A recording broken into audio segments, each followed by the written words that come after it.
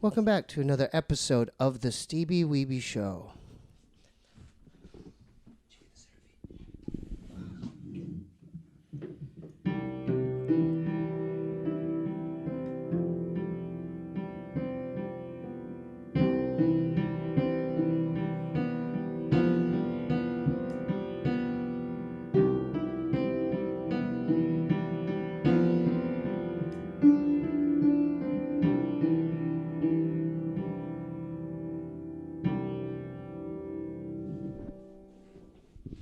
We have a very special guest tonight. Please welcome for the first time, Leo Weiss.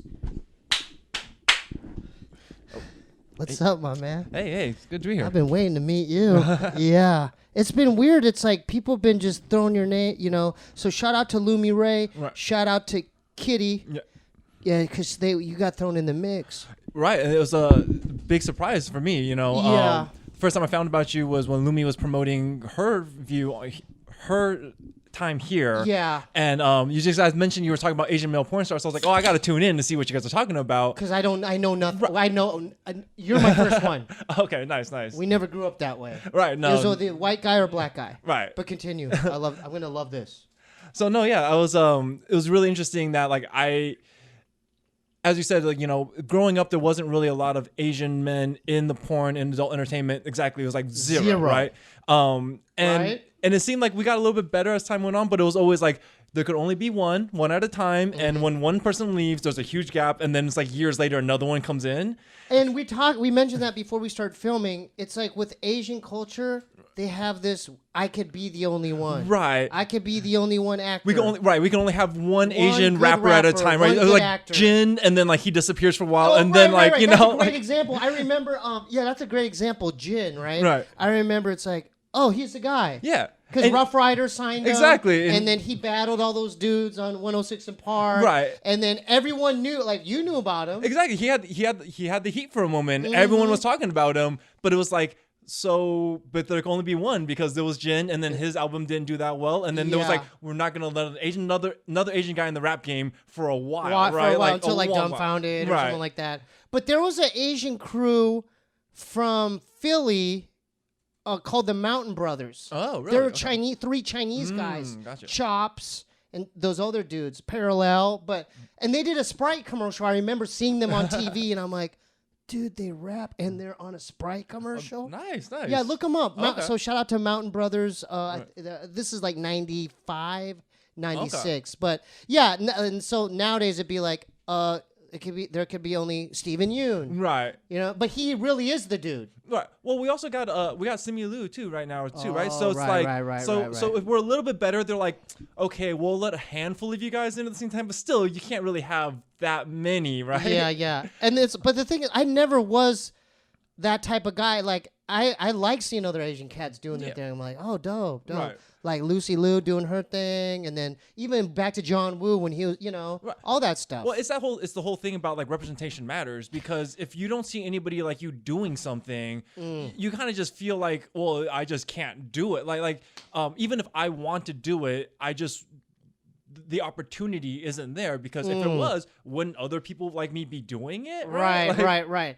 And I told you even like when you first came in here, because I was so obsessed, like I wanted to meet you so bad because I had so many questions, because I grew up in a time where like I took an Asian studies class, and it's because Asians are desexualized. Oh, right. And they're not portrayed as masculine. Do you know part of where that came from?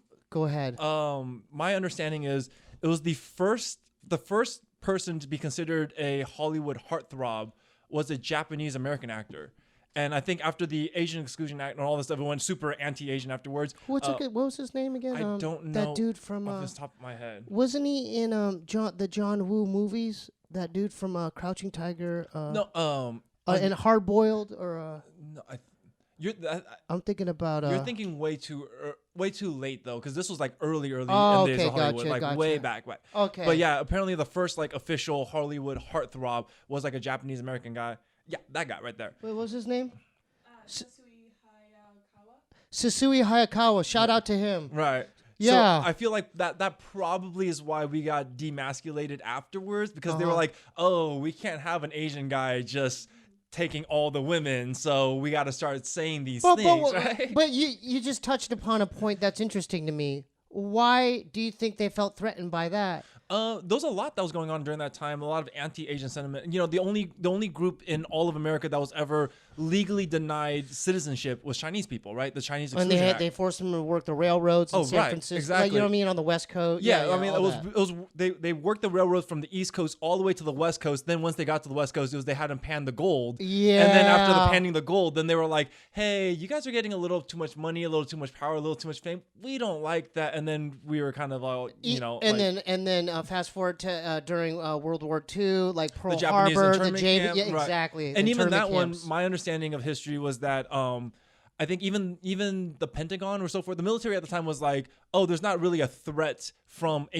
Japanese Americans, but it was a lot of white business owners that were like, no, they should probably get locked up. And then when they were locked up, all the property got seized. And then a lot of them, when they got out of the internment camp, they went back to their homes or businesses, and it was like, oh, now this belongs to white people. Like, okay. Like, you know, and this is another trippy thing is, you know, as far as interracial relationships or whatnot, we're so desensitized because I'm so used to seeing a white man with the Asian woman. Right. But then when they see the flip side of that, if it's a Asian dude with a white woman, that's like lock him up.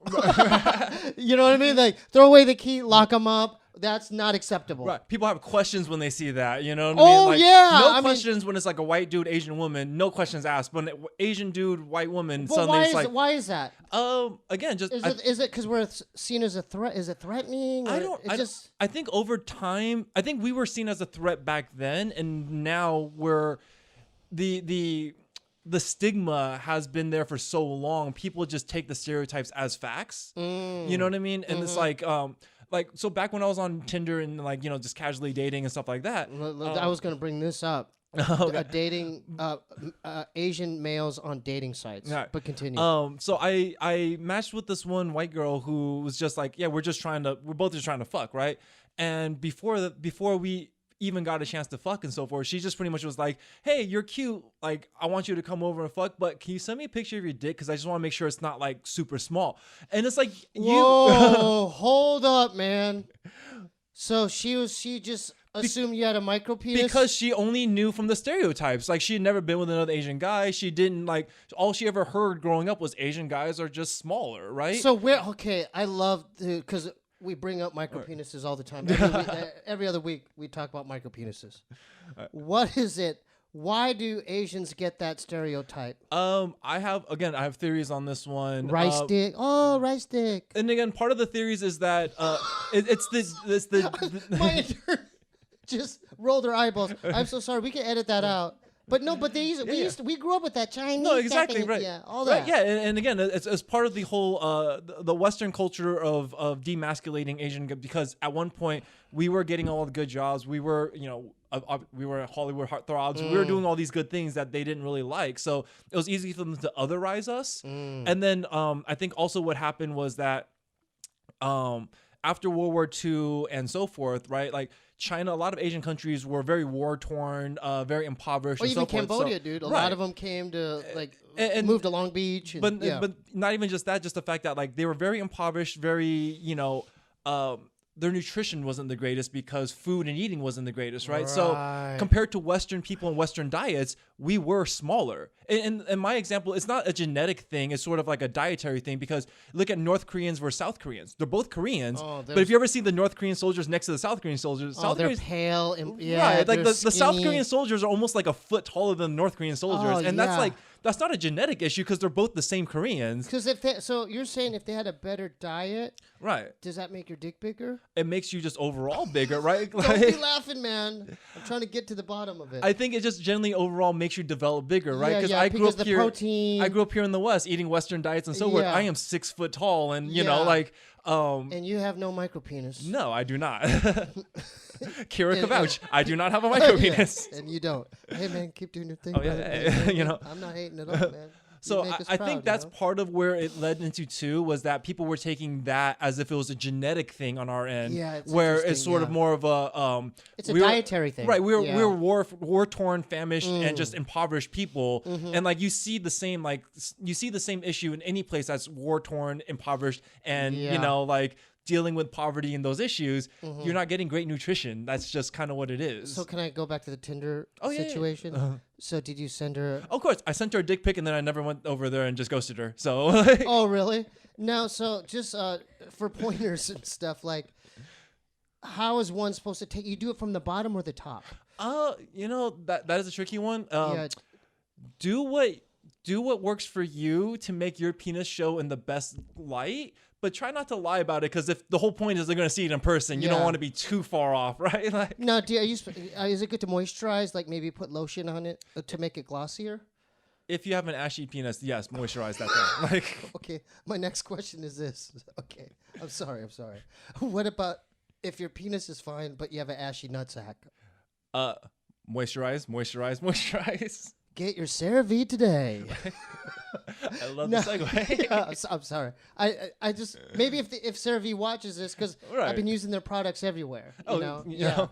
So when growing, where'd you grow up initially? I was born in Taipei, Taiwan, and I moved to the United States, the San Francisco Bay Area, when I was about 5 years old. So I grew up in the Bay Area. Oh, that's what's up. Yeah. Okay. I went to college down here in Southern California, Yeah, but most of it's just been here in California, splitting my time between North and South. That's what's So. up. Yeah. And then growing up, like, so you went to high school up in the Bay or Yeah. down here? Yeah. Up in the Bay, Yeah. college down in Southern California, back to the Bay for a little bit, then San Diego for a bit, then back to the Bay, and then now I'm here in you LA. San Diego? Where in San Diego? I was in North Park for a bit. Okay, because I went to Poway. Oh, okay, nice. So shout out to Coach Brandstetter and the Poway wrestling team. Oh, you wrestled or? Yeah. I wrestled too. Well, wait. I started off 135 my freshman year. I ended up 154 as my senior year. What? So. You wrestled? Yeah. 103. Oh, okay. I was a nice. little guy. Oh, nice. But my senior year, I had to cut down from 115. I was Oh, like, okay. You're still going down to 103s though, right? yeah, what high school? Let's not out that. Out from Poway, you know, we're known for our wrestling program. Okay, yeah. Now it's Buchanan. Right. They're winning all the titles. No, Poway was huge when I was wrestling, and when the high school I went to, I'll give you guys just enough clues and tidbits. Back in the day, used to be known Was it for Southern. wrestling. You can at least say Southern section. No, North Coast sections, NCS. Okay, gotcha. So we used to be known for wrestling way back in the day, and then we went through like a 30-year drought of not being good at all at wrestling. And then by the time I got there, I was the beginning of the renaissance of the wrestling program. It was a very short-lived renaissance, and I missed the peak of the renaissance. But as far as winning, like yeah, like we placing at the again, sections. right? We went sectionals. as a team. We went from nobody even consider us being a sectional team to my senior year. We took 10th as a team at sectionals that year. And then about 2 years later, they took sectionals as a team. And then how many qualified for state? In my year, I think only one of us qualified for state. That's something. And I was actually going into my senior year, the preseason, I was ranked top 50 in the state of California for the weight class. Yeah. I just had really bad luck my senior year, and I got a really bad high ankle sprain before the season started. They thought I was going to be out. I recovered just in time for the first tournament, went in there, took first place, dominated, went to the second tournament of the year, and I broke my hand. Oh my! And in I a was- match, in a match. Yeah, in a match. I got freak accident. I got caught behind the guy's headgear as we tied up. And then before I can slip my finger back out, he snapped my hand off and then just boom, broke my hand right in the middle, right there. This was at a tournament during the season. in the middle of the tournament. He broke my hand in the middle of the tournament. I still beat him in that match. Went on to win the next match, and then made it to the semifinals. And then after all that, like once the adrenaline cooled down and my hand started hurting, I lost every match after the semifinals. Well, at least you took sixth place. Yes, I did place. Sixth but yes, is the lowest. 32 man Yeah, bracket. yeah, so yeah. So that. Oh, you said 32-man bracket. Yeah. So that was no chump change No, tournament. it That was a wasn't- reputable. It was a tournament, pretty reputable tournament up there. It Huh. was a pretty big like. It Well, was a very, back in my day, it was 5 counties. Was oh, okay. 5 counties at Fountain. For you guys, that was yeah, like the big yeah, one. that was a big one. Right. But then later it became Battle of the Belt or something. Okay, like that. for us, the one big one a year for us up there was I forgot what the name of it, but it was the El Dorado, maybe. No, it was James Logan, I think. Oh, I think okay. that was like the big one. Yeah. No, it wasn't. It was a school in like Fremont, but it was like one of the. That was the Oh, big one. they had that some was, killers back right. then. They had the Boris Novachkin. Oh, okay. The Novachkins brothers. Yeah. And then that was because that was ultimately the same. That tournament pretty much had every school that was going to be at NCS was at that Fremont tournament. was they were red and white. red and white Right. singlets. So I just remember that being like the big one to get you ready for North Coast because that tournament, all the people who are going to be at North Coast are at that tournament. So that's your one shot to see how you're going to do at North Coast. You know, like, so the way you qualified in San Diego sections, there was CIF. Top 6 in each weight division goes to Masters. Oh, okay. The top 4 in each weight division goes to state. Got you. Yeah. Ours was it was just went from league to sections, and then top 3 in sections went to state. Oh. And then they extended it to top 4 the year after I graduated. This is the last thing I thought we were going to talk about. Oh, yeah. I had no idea you I wrestled. love talking about high school wrestling. Like, can I be honest with you? I was ranked 2nd oh, nice. in my weight, Okay. but I always choked at state. Oh, man. Because back then it was at the Stockton. Yes. Stockton. At University Pacific. Yeah, the Pacific. Yeah. So you know about that. In the Coliseum. Oh, yeah. You were a gladiator. Oh, you dude, walked I out get the night terrors thinking about it. Oh, because you had the gladiator walk. You were like a legitimate gladiator. Oh, 103s, please report to the tunnel. 103s, and it was like an arena. Yeah, it was an actual gladiator style So you've arena. been there. Like, yeah. Yeah. So it's a huge arena, and then every dude that placed, I beat during the season. Oh, I'm like, yeah. I beat that guy at El Dorado. I beat him at 5 counties. I That's- beat him at El Cajon. I beat all those guys. That's how I felt going in my senior year, going to the state tournament to be like, I didn't make it to state, and then seeing the guys be like, I beat that guy, I beat that So guy, you I could've beat placed. that guy. Easily, I should have been in top 8. I should have placed. Yeah. But Oh my God. The story was because I had broken my hand. I was out all season. By the time I returned at the end of the season, my ranking was so low because I didn't wrestle all year that I was literally going into my league. I was the 8th seed in an 8-man tournament. Then I ended up losing to the guy who took 1st, so I ended up taking 3rd going into sections. And then you know what my seeding in North Coast was? No. 32. I wrestled number 1 first thing in the morning.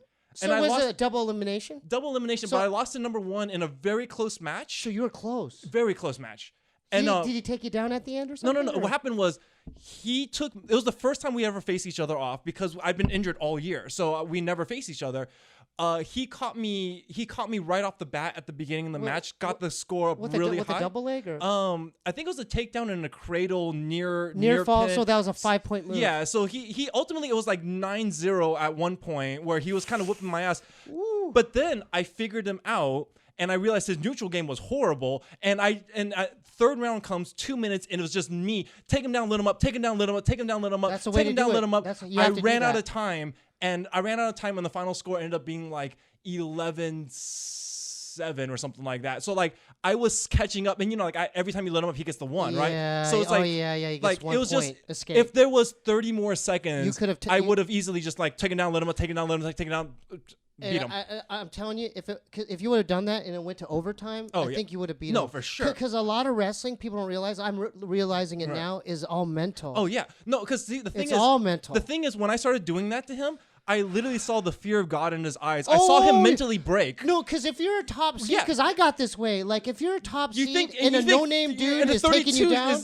You think number 32, you're going to walk right over him, it right? messes with your head. Yeah. You're like, in your mind, you're like, I shouldn't be getting taken down right now. And that was the thing. I saw the little fear of God. I saw the snap in him. Yeah. And I saw the absolute sigh of relief when that whistle blew. And he was just panicking. There was nothing he could do. He was just being embarrassed on the mat. But that whistle blew, time ran out, and it was like 11-7. And I was just like, fuck. Yeah. And then I had to fight the back bracket all the way up through the entire tournament. Yeah, all that. The back end of the bracket. Yeah, and then you had 7 matches to go. Exactly. And you can't fuck up on any of those. No. Otherwise, you're out. Yeah. And I'd rather lose in the quarters of the semis. Exactly. Because you have a chance to redeem yourself. Yeah. And you might even lose 2 and still be okay, depending on how far you made it up the tournament. Yeah. But since it was double elimination and I lost the first one to number 1 seed, I had the super long hard route, fought all the way up, and then it was the quarters is where I lost in a very close match to somebody who I also didn't face.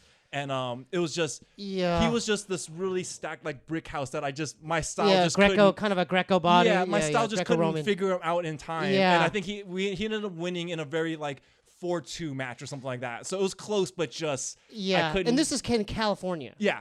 People don't realize this. There were some Asian killers. Oh no, growing for up. sure. Like I'll name a few. Like Right. growing up, I mean, there's this kid Michael Kawamura Okay. from Rosemead.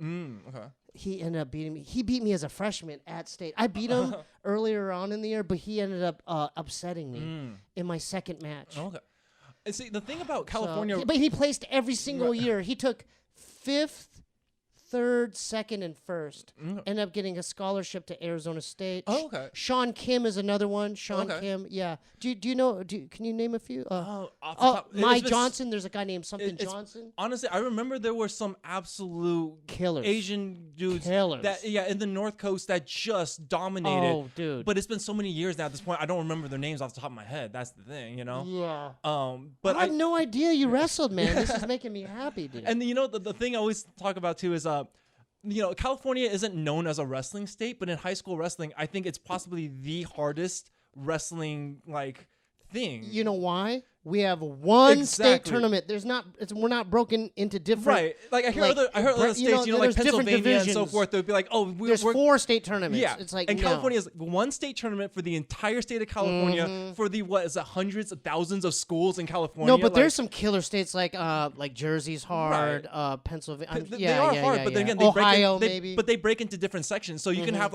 you have 4 different state champions from Pennsylvania. Yeah, I And know. it's like, well, which one of you is really the state champion? Because we have one in California, Yeah. and if you're the state champion in California, you beat everybody in California. Do you still follow it?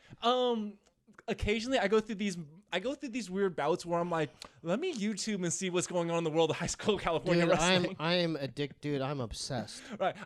Every 4 years when the Olympics comes, you know, you have to stay up till like 3 a.m. to watch the one like 5 minutes clips of wrestling they'll show. Yeah, like And, Kyle Dake. Yeah. Like that dude just I mean Cornell. Right. You know, like speaking of Cornell, even I got a letter from their call. This is before there's a Korean guy, Travis Lee. Okay. Cornell, little guy, Oh, 125, Oh, wow. 130, 2-time NCAA champion. Oh wow, nice. I think one of the first 4 Cornell, but I got a letter from Cornell, but I'm like, you know, that's Ivy League, but it's like that's expensive, man. Yeah, another funny wrestling story was my junior year, going into my senior year, the summer in between, right? We went to a wrestling camp down here in I want to say Pomona, maybe, and we went to a wrestling camp, and there was a coach from Embry-Riddle University that brought the #1 ranked guy from Arizona, going to be a senior, to that wrestling tournament, the wrestling camp.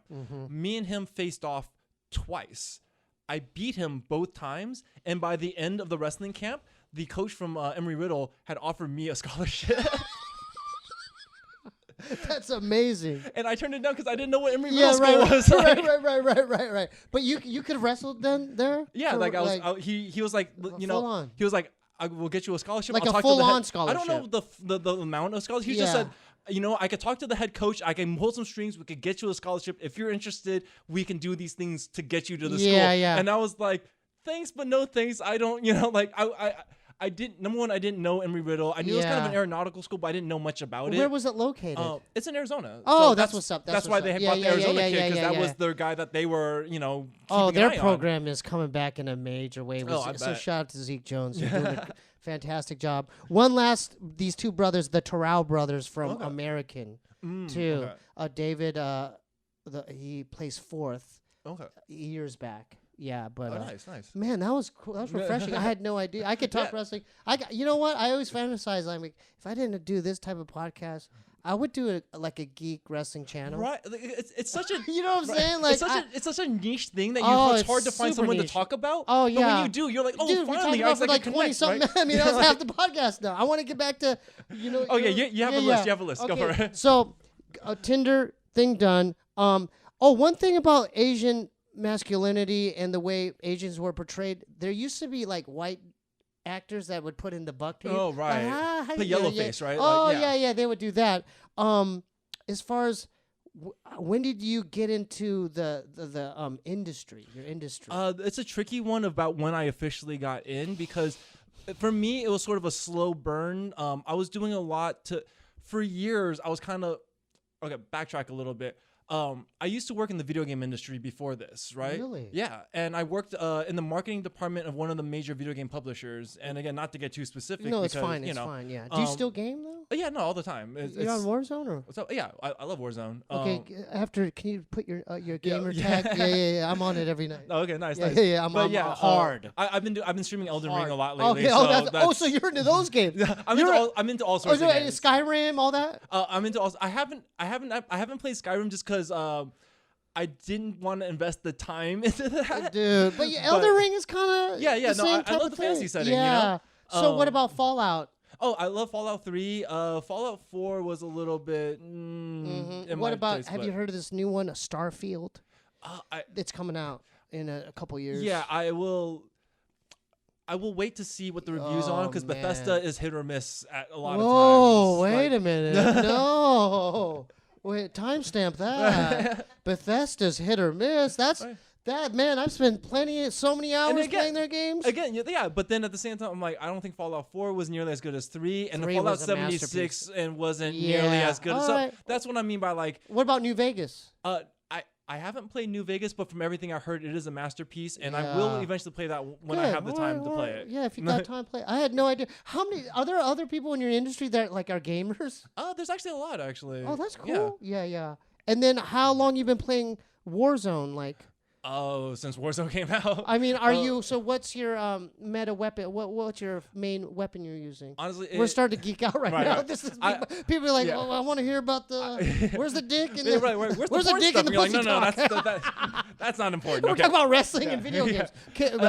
I'm usually the designated sniper for the group, so I have the AX-50, and I'm usually the one that's the. What scope is on that thing? The stock sniper scope. Oh, really? You know, because it's one of those things where I figured.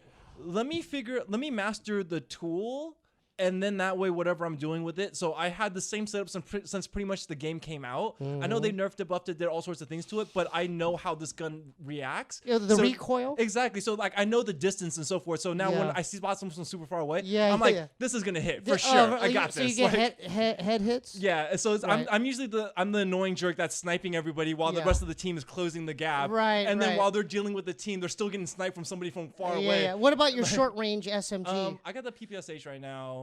That's what I'm rocking for that. But so that's why I know he's for real. Because he said the name of the thing, and I'm like, oh, I just picked that up the other night.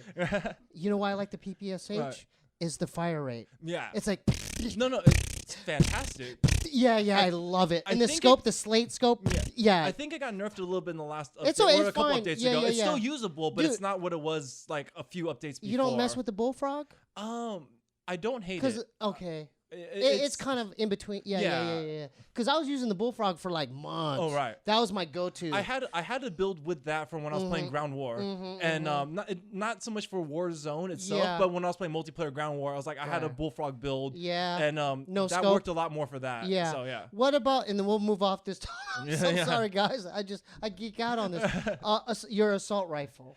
Oh man, I don't. Because I switched from the Cooper carbine. To the STG. That's what I'm using as the assault rifle now. It's good, dude. And I have an assault rifle class that's pretty much assault rifle and rocket launcher. So if I'm not sniping, you're I'll RPG grab that. guy? Just honestly, not really, but just because like, dude, I got a helicopter hit on. Dude, I hit a home run one night, dude. I blasted one from distance. Oh, nice. And I timed it to where the chopper like went in the trajectory. And boom, and exploded. I wiped out their whole team. That is a fantastic feeling. Oh my! I felt like I was on drugs. My favorite one though is when you snipe the chopper pilot out with the headshot. You've done that? I've done that once. I have it on. I have a clip of it too. I'll send it to you yeah, later. Please do. And like I just have a friend who's just like, hey, there's a chopper. And just like, see me point up, like boom, and then the guy just drops. So wait, hold up, because I've never heard that. What happens? When that happens, the chopper starts going down. You get the headshot. The guy drops. Wait, does the guy fly out of the chopper first? Yeah, no, the guy drops down. Did you see the chopper starts going down, and you hope the rest of the team bails because that chopper's going down. Okay, so the guy falls out of the chopper, then the chopper just explodes somewhere. No, it doesn't. Yeah, it just starts going downward. Because there's no pilot. Oh, right. So it just crashes somewhere. That's amazing, dude. How did that make you feel when? Like the fucking man. Yeah. And this is the main battle royale, like the main, the big map. Yeah, this was back. This was back when middle of the pandemic. We were just playing Warzone dude, ton, and it. and that was when my sniping game was at the top because we had nothing to do but stay home and play Warzone all day long. So because I have there's people that watch us. They play Warzone too. There's gamers. Nice, well, give them 3 tips. How do you get better at sniping in Warzone? Practice.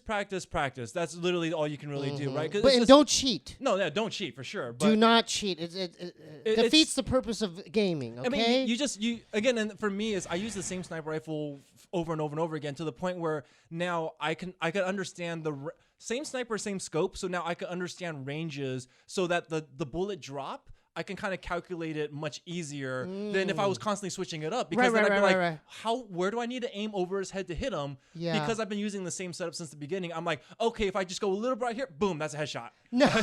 Now, do you use the perks to help steady your hand? Because there's perks where you could be calm and be more... My perks is usually Ghost and...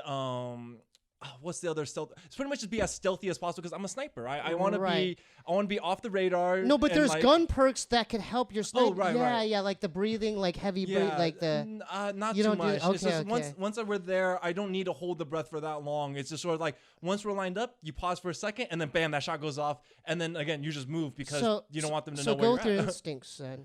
Pretty much. Take the shot when you have the opportunity. Again, go Wayne Gretzky, right? You miss 100% shots you don't take. Yeah. So you played hockey too? No, but that's just a great saying. Okay, though, yeah. Shout out to Wayne. Right. Yeah. But but that's just the motto. That's another thing. You don't see a lot of Asians playing in the NHL. No, you don't.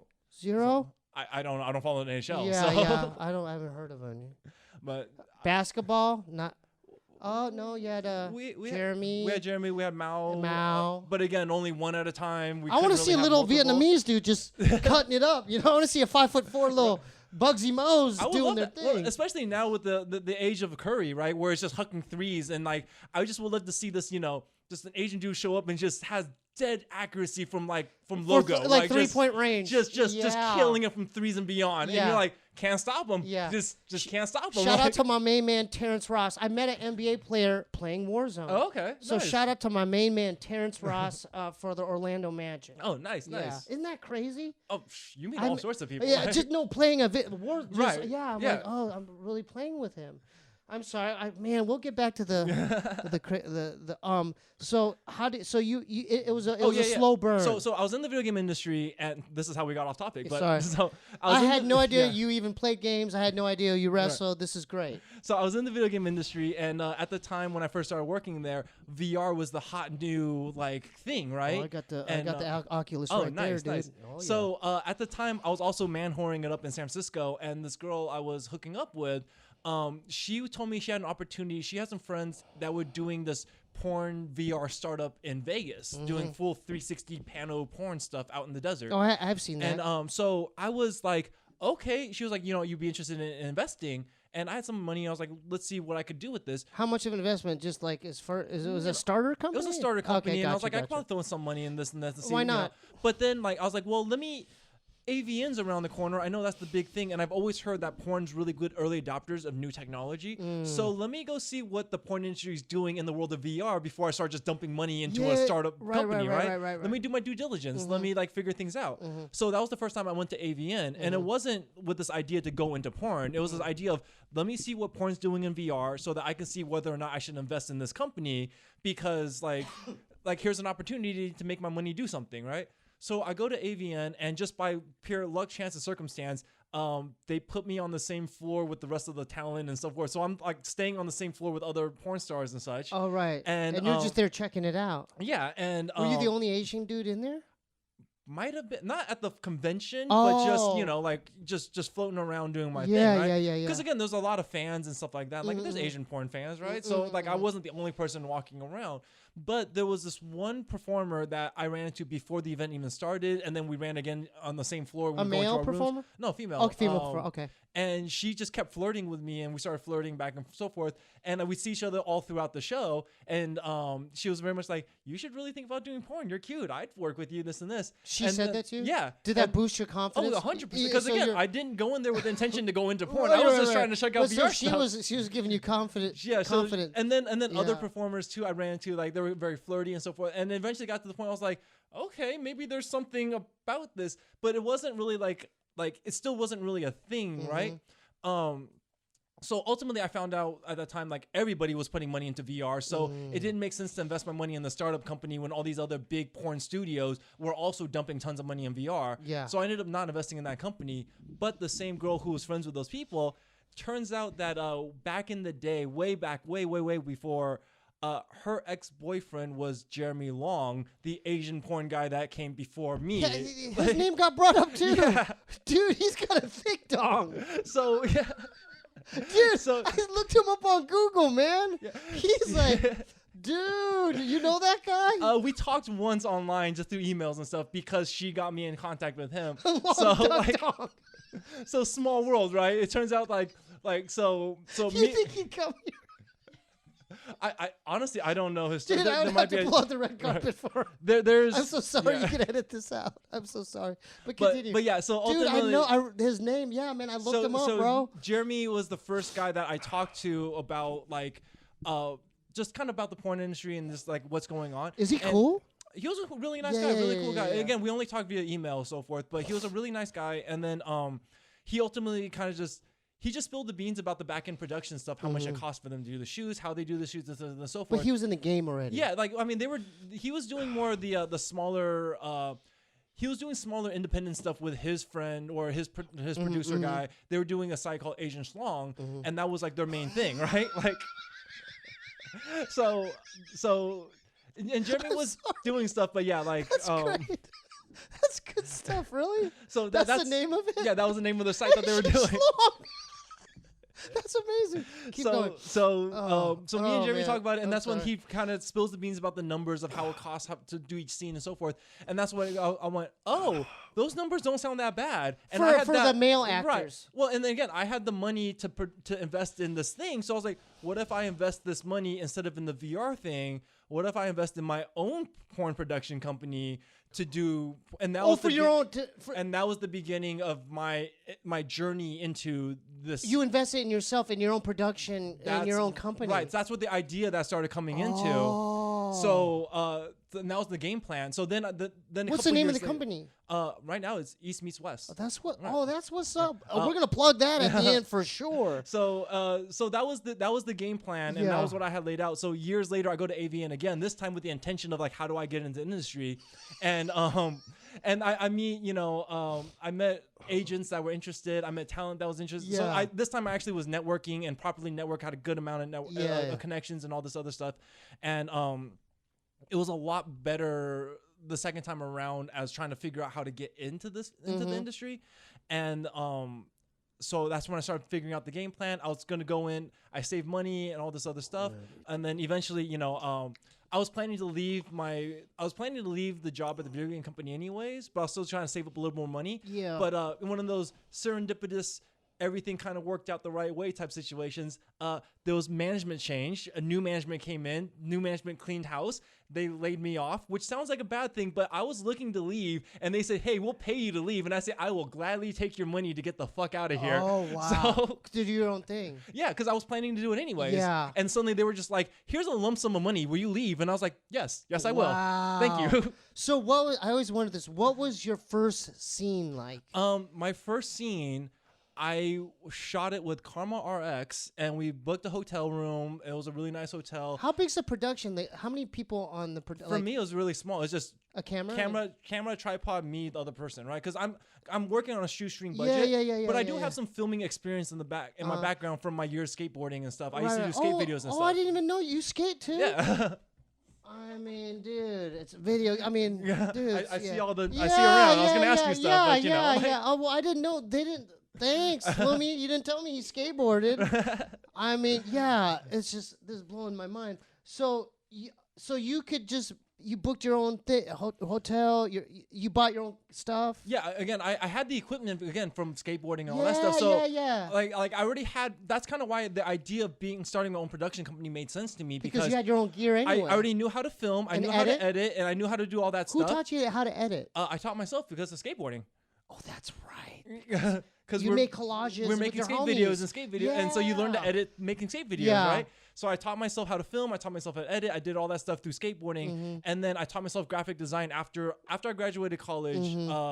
I graduated college with a political science degree, but I didn't really know what to do with it. So I went back to community college, and since I taught myself, my passion was film. But since I already taught myself filming and editing, let me learn some stuff that's more like it makes sense. Supplementary stuff to that. It doesn't make sense to go relearn filming and editing, right? So I ended up taking like Photoshop and Illustrator classes and stuff like that, and learning how to use not InDesign, but After Effects and stuff like that. And then that's kind of what I learned that stuff, and at the time I was helping my brother with his startup business, and my brother just pretty much like, hey, heard you're taking Photoshop classes and stuff like that. You want to do some graphic design work? And then I ended up teaching myself graphic design, that's what's up. which is I ended up being a graphic designer at the video game company. Right. And then, so because of that, all that experience, when I talked to Jeremy Long about that, it clicked, be like, I know how to film, I know how to edit, I know how to do designs, I know how to market, I know how to do all these things.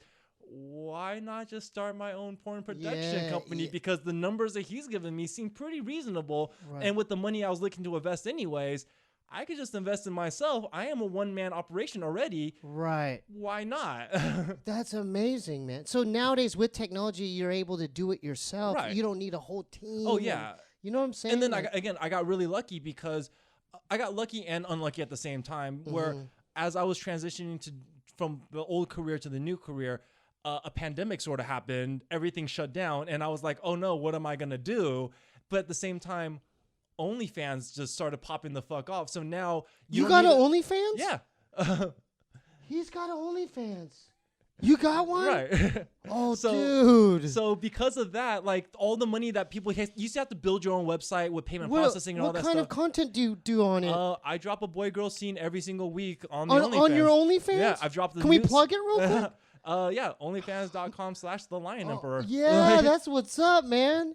So, yeah. So how's that, like, how does that work? Because we've had guests on here that we've talked about. I don't know the ins and outs of that. Is it like Patreon, but it's more adult content? It's how you want to run it. So just think of it as like, they set the foundation for how you build your website, and then they give you the monetization tools. They're going to take a huge cut, of course, but you can do it however you want. So some people have a free OnlyFans where they monetize every message they send you. They put these clips up behind paywalls and stuff like that. I like to do the more Netflix thing where it's like here's a monthly. It's your library. Right. Here's a monthly subscription. Yeah, as long as you pay, you have access to the library. All my videos are here, and I've released a new scene every week for the last 6 months or so. That's smart, brother. So yeah, that's you the way got East meets West, and then the OnlyFans. That's the other hustle. Right. So you're like, yeah. And then also, once the pandemic happened, and it was 2 years of kind of hanging around the house, hanging out before the industry really started picking up again. It was just slowly bleeding me of my savings. So all that money I was going to invest in the business right off the bat, it went into surviving. Right. And then by the time things started lifting up again, it was like, oh, my war chest got a lot smaller. It's time for me to find an agent and start doing shoots for other people because I got to bring some money in as well. So now that's also how I ended up signing to the agency, shooting for other studios, shooting for some bigger studios. Right. And it's sort of how I got just lumped into the I guess we kind of call it the circuit. But it's how I'm part of that now. That's right? cool. How do you get like mentally ready? I mean, does it desensitize you? I always wondered that because your typical Asian guy, like we said off camera, I'm like, Asian dudes, for the most part, they work their whole lives trying to meet one girl. You know what I mean? But it's like you're not in that at all. You're like, oh man. Because part of it was again like I went through my giant man whore phase in San Francisco, so it wasn't like, oh, I'm nervous around women and vagina. I was like, no, I not humble brag, but it was like my body count was triple digits before I got into porn. What? So like I man hoarded up pretty good, right? And wait. I broke 100 and I stopped counting afterwards because like whoa, you know, like you can't at that point, like yeah, at that point it's just you're just being cocky at that point, right? So after like 100, I was like, okay, at this point I'm not even counting anymore, and that was before I got into porn. Oh, that's crazy. And then so at that point, you know, going into porn, it's like, well, it's not like I'm nervous around women. And then also, you know, because of our wrestling background, once you've gotten your ass whooped in a singlet in a crowded auditorium in front of like an entire auditorium, especially if you get headlocked to your back, right? In a finals match where it's literally like spotlight on you, yo, dude. Like once that's happened to you, it's demoralizing. Then like what's being naked in front of like 20 dudes? Like, well, that doesn't mean anything anymore, right? Yeah. Like, I mean, like I look forward. I don't. You know, some people are afraid to go to the spa. Right. I don't care. I'm like, yeah, I'll be, you know, it's like we're bonding. Like, you know, and so for me, like being in front of the camera on a set or so forth, it's like I'm not getting my ass whooped in front of everyone right now. Yeah. So what am I embarrassed about? This is fine. This is just chilling. This is a collaborative team effort. Everyone's on my side. Do you have a hard time sometimes getting hard? Yes, just because again, it's just human, right? Yeah, like, exactly. Yeah, yeah. It's depending on the situation. It's sometimes you're not in the most arousing situation. Sometimes it's like it's your non-horny hours, right? Because it's like you know you got to be there at 8 o'clock. Oh, and in then, the morning? Yeah. So it's like, dude, they got you there early in the morning, and then it's like maybe like 10 o'clock. They're like, okay, are you ready? And you're like, not really, but sure. Yeah. And then even then, it's like, you know, sometimes it's cold, sometimes you're just like empty stomach. Right. You know, there's a lot of factors to it, right? right? Now, do you with your company? Can you hire talent? Yeah. Why don't you hire like a little Vietnamese dude? No, hear me out. Like a little Asian dude, right? His whole thing, like he's got like maybe like a Mexican mask or something. But then his whole thing is he comes like in 2 pumps. You know, it's like that'd be fucking cool. I mean, maybe, but that's not exactly the representation I'm going for here. You know. You know, like if we're trying to maintain the Asian stereotypes, I wouldn't need to be here, right? Right? Like. That's just something I would want to see. I would want to see. You know, exactly. You know, as we mentioned before, sorry. representation matters. I'm so sorry. And for some people, if you need that representation, go for it. Okay. I want to see niche stuff. You know what I mean?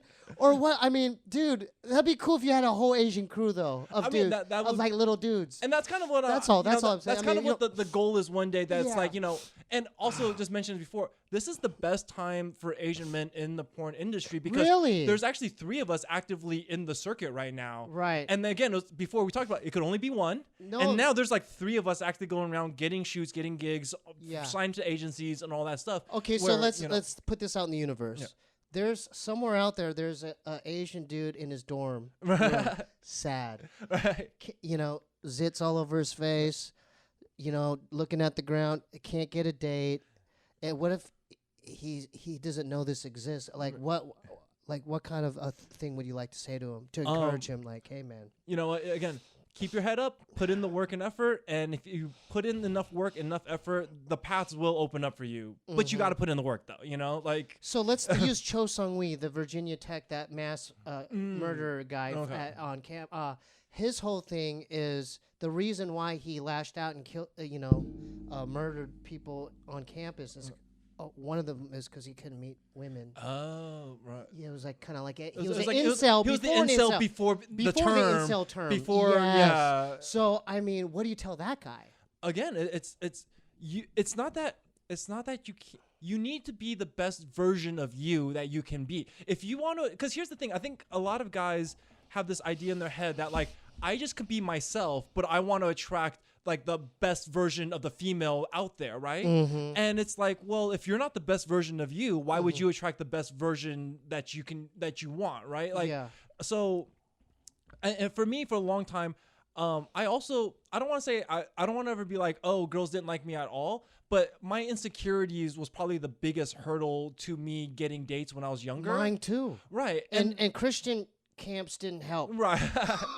At all. Right. And I mean, you know, I would invite them to pray at the flagpole. Hey, you want to pray at the flagpole? We have a Bible study. Come, you know. And not to say my insecurities is also probably what led me to be good at wrestling because I just kind of gave up on the idea that girls were into me, so I focused all my attention on wrestling. But when I got so good at wrestling that I was like the team captain, and there come your meets, and then exactly, and then you would look up and they'd be like, "Oh, there she but is." I didn't. But again, my insecurity didn't make me realize that that's what was happening. So it wasn't until like I was pretty much graduating my senior year did I realize all these girls thought that I was cute. Because like you found out later, yeah, me too. But then I also didn't get to take advantage of it because I graduated and then left. Like, yeah, I mean, I'm talking to my cousin Eddie. My cousin Eddie was like, because he was a year behind me. He was a junior. I was a senior. Okay. And I didn't get laid I was a virgin throughout high school. Yeah, I didn't lose my virginity until college. Me also, too. I think I've told this story in another podcast, Yeah. but I had one chance to lose my virginity in high school. I did have a girlfriend, but we dated mostly during wrestling season. So like I didn't really have time. But for did the her. other students know that? Yeah. Did they write it in your yearbook? Yeah. Everyone knew that we were dating. It wasn't No. I'm telling you, they wrote, the females in my yearbook wrote, "Hey, maybe you'll get pussy in college." Oh no! Like so, the girls. So that's what I'm implying. Okay, Did they know that you didn't get no girls? No, they didn't know. They knew that about me. They knew I had a girlfriend. They didn't know that we hadn't had sex because again, we started dating in the middle of wrestling season. I was so focused on wrestling, and then when wrestling season ended, she got busy with her stuff, and then just the timing of us, we didn't really have a lot of alone time to like try. But then one night, my parents had left town, so I had the night to myself. It was right before the league tournament, so she comes over and like we're messing around, and you know she's like, "Hey, do you want to?" And then she grabs a condom and this, and I was so nervous. I didn't make it inside. You pre-nutted? Yeah, and then I had to embarrass, and then I had to pretend like, oh no, I'm just really like stressed out about tomorrow, this and this, and then like so forth. So how much came out? A lot? Probably a lot.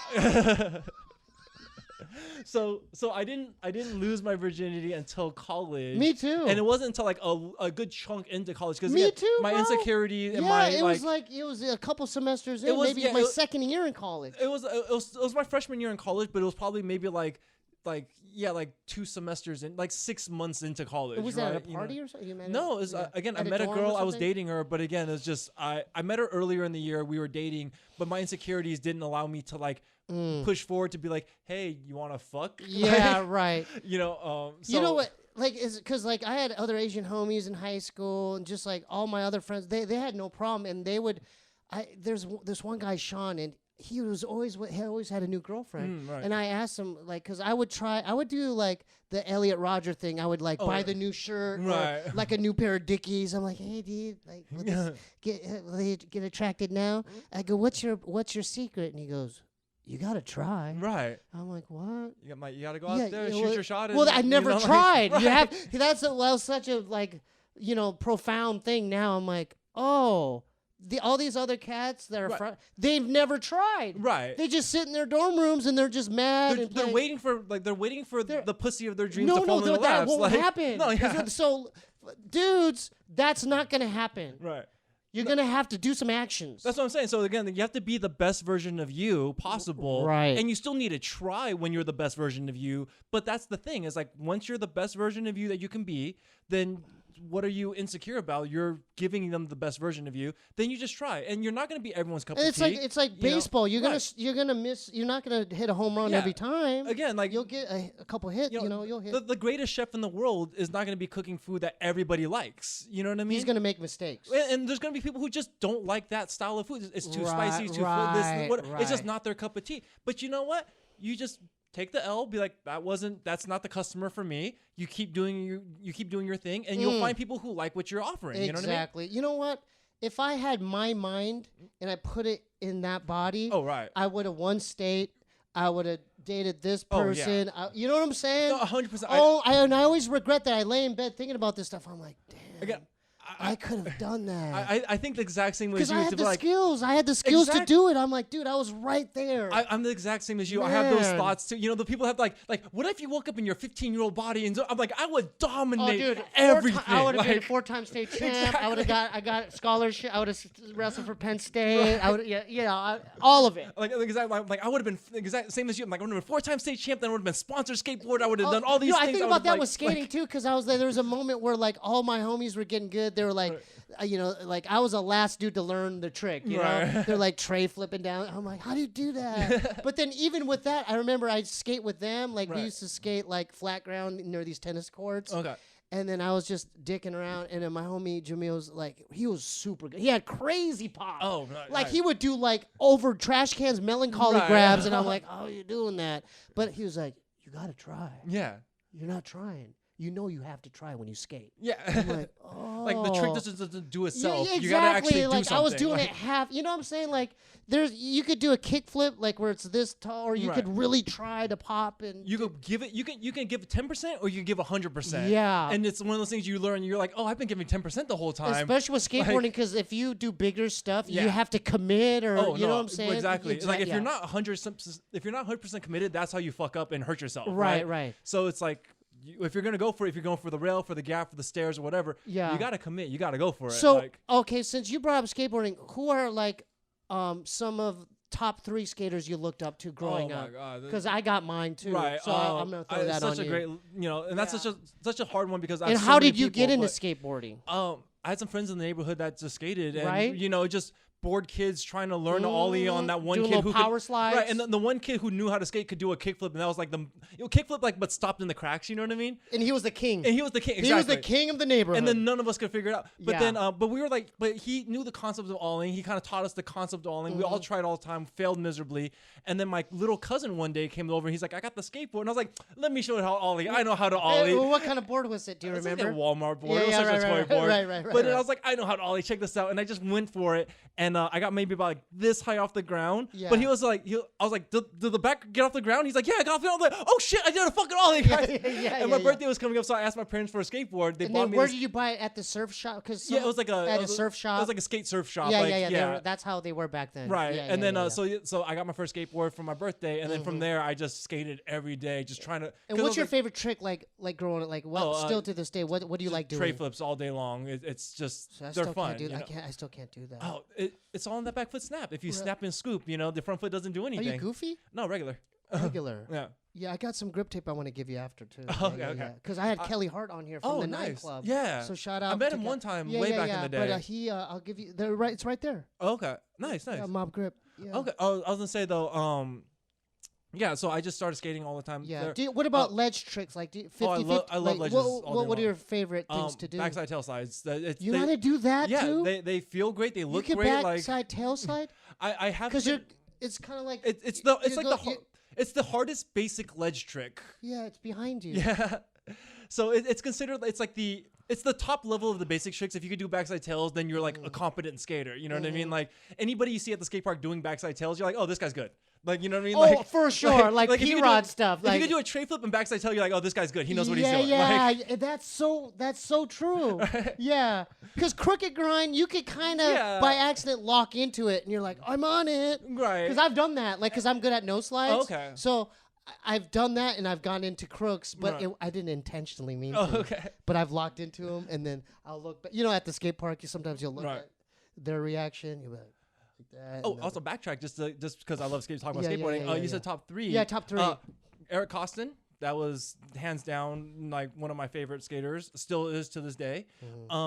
What part stands out in his part in Mouse? Mouse for sure, and then also just the girl, yeah, right, is still something I watch over and over again. Okay. That's the top 3. That's number 1. That's number one for me. He's to me, I think he's like the Michael Jordan of skateboarding, right? His part was dope. Yeah. He's always ahead of his time, just amazing. Number 2, I'm gonna say I wasn't a fan of him when I was younger growing up, but I've grown to be a huge fan of him now. P-Rod. I mean, that guy. he's like a mutant or something. He knows every trick. He's good and he's still progressing. Right, and the thing is, he's been good at everything at some point. He skated rails, he skated gaps. His ledge game. And then he's like, oh, you guys are tired of seeing me jump down gaps? Let me just do ledges now. Let me show you what ledge game is about. Dude, he trips. Like I remember, sometimes like. Thank God for the internet, right? The tutorials. Yeah. Because I'm like, how does he do that? But he did a plan B. You know what they do, those tutorial skate videos? Oh, yeah. But he was in those, like, he taught you how to do all the grinds, and you first put your foot here. But they don't explain it like, they just say, approach the ledge parallel. Put your front foot closer to the nose. Then you just do it, hop off, straighten out your board. It's like, there's more to that. There's more, but there isn't at the same time. Because you skated enough to know that, like, There is technically more, but you can't really explain to somebody more. You It's have just to sort of feel like, it. Yeah, you just have to do it, and you're like, it's done the way it looks. You just need to feel it internally. It'll Right. click. It will make sense one day. Right. That was a good one. So Eric, but you know what's ironic is, P. Rod looked up to Eric when Right. he was a tiny Yeah. dude. You know what I'm saying? Like when he was like of course. him and who's the kid that was on the they were on the. It was before P. Rod was P. Rod. Yeah. It was, It was City him Stars. and Spanky. Oh, yeah, Kevin Long, Mikey Taylor, City Oh, Stars. yeah, those guys. Yeah, that time. Right. Exactly. And then number 3 on my list, PJ Ladd. So Wonderful Horrible Life, still hands down probably my favorite video part of all time. I will watch that one all the time. What is it about that video? Because I like that one too. It's because his lead shit was crazy. It was everything. His part had everything. Yeah, tech. He did a switch frontside 360 heel flip down like an 8 stair. Yeah, and you're back like, then. That was back like, in the day. And like people still don't do that today. Like Right, at all, right. And so it was a part that was lines for days, ledge tricks that had never been seen or done at the time. Right. Still jumping down in his gaps. style. Right. And with incredible speed, incredible like just style. And it was just everything about that part. It was just like if I had one part to show anybody to be like, this is the pinnacle of like skateboarding as an art form. Yeah. PJ Ladd, Wonderful Horrible Life. Here you go. Watch this. You know? I can't disagree with And then you. I mean, Can I throw a curveball at you Go for though? it. Because I didn't know you skated, but now you're getting me hyped.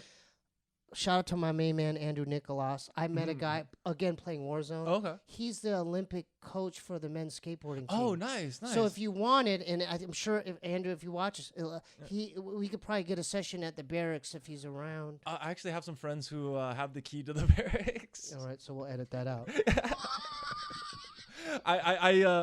Let's put it this way: in my college years, I really wanted to be a pro skater, so Right. I skated. No, I'm saying for fun. No, yeah. because I would like to skate. I No, mean, yeah. if you're down, like just because for exercise now, for me it's exercise. Sad part is I can't skate nowadays. Why not? I have I injured myself about 6 months ago. I have a herniated disc, and it was causing sciatica issues. So until that goes away, it's kind of like no skateboarding, no lifting, no heavy stuff. Honestly, I probably shouldn't even be fucking, but I need to work. So right, you know, okay. You can't even roll around though. I can maybe roll a bit. We'll roll around one day. Right, we'll but then roll you know how skater mind is, right? Once I'm rolling, then like I'm gonna wanna ollie. Then I wanna do right. like Right. I. He's trying to show me how to skateboard. And Yeah. He's like, I'm just gonna roll around with you a little bit, and then I saw it in his face. He was like, I'm just gonna try something real quick, and then It's just like I can't. Right. Yeah. No, I understand how So that is. it's again, I'm in physical therapy. I'm doing all the stuff I can to try to fix Well, it. when you It get does seem better, to be getting better. let's roll around, man. Once I heal and so forth, I very much would like to get back on the board, and I very much would love to just like let's roll around, let's go skate somewhere. Yeah. So my 3, number 1 would be Day One. Oh, okay, nice. I mean, just because it's technical. No, I mean, again, he's- like that's he's not an a bad alien. number 1. That's like, alien. Yeah. And then that's another guy again who kind of like P Rod dominated everything he wanted to dominate at the time. He was like, let me do all ledge tricks. Let me do all, you know. Okay. Yeah. And then we're gonna we're gonna wrap it up. Sorry. And then number 2, I gotta throw in Guy Mariano. Another great pick. Yeah, Guy Mariano. And then number 3. I gotta throw a San Diego cat, Willie Santos. Oh, that's another one. Yeah, That's another one. I gotta throw Willie. I mean, since we're talking about it, can I throw 3 Yeah, close yeah. runner-ups? Okay, that go, almost go, made my go, list? yeah, go ahead. Just real fast. Yeah. Mark Suciu, Dennis Buzenitz, and Wes Kramer. Those 3. Oh yeah, Amazing. that kid's he's a genius. That Mark Suciu. Oh, yeah, no. Yeah, his stuff's He's another an one. artist. Yeah, no, Yeah, that's another one. art. If I had to show skateboarding as Yeah, an art yeah, form, yeah, watch yeah. Suciu's was It the Versco freaked- part. Yeah. That Yeah. freaked me out when I saw it. So good. It freaked me out. All right, let's. Man, we went way past. We made an hour, right? Dude, you gotta come back and we'll talk more. All this Sorry, we didn't actually go down your list as much. We did, but I didn't know you played video games or. We didn't know that we I didn't were skateboarding, kindred souls, and the just, you know, wrestling and all that. I had no idea. This is great though. We discovered it as we went. Let's plug your stuff, your company, your Instagram, all that stuff. You can find me on Instagram under _lion_emperor. You can find me on Twitter, The Lion Emperor, no underscores. Mm-hmm. And the easiest way for most people is just, you can find me on Pornhub. Just search Leo Vice. My stuff starts showing up there. Yeah, keep doing your thing, dude. And all my, you'll find my socials and all that stuff. Mm-hmm. If you're not sure if that's really my social or not, go to Pornhub, find it. And if it's it lists right there on my profile header where my socials and all that stuff. Yeah. So. Would you have freaked out if like you came in and I was like watching one of your videos naked? And I was like, Wouldn't be the weirdest thing, but like, so it's one of these interviews now. I'm so sorry. All right, we can edit a lot. Hey, I was just trying to make it fun. You know what I mean? Thanks for tuning in for another episode. If you want to help support the content, go to patreon.com/Steebee Weebee. My website's down. Still working on it. Want to revamp it. So, Scissor Bros. I'll go to youtube.com/Scissor Bros. That's the other podcast that I'm doing with comedian and my friend Jeremiah Watkins. Those episodes drop every Friday, so make sure you go and watch those episodes every Friday, okay? And subscribe if you haven't subscribed. Instagram/QUANGOU, SteebeeWeebieBandcamp.com for all the music. If you want to send any packages or mail, send all your stuff to 1425 North Cherokee Avenue, P.O. Box 1391, LA, California 90093. Dude, it was awesome having you, dude. Awesome. That was Great time fun. here. Hell yeah.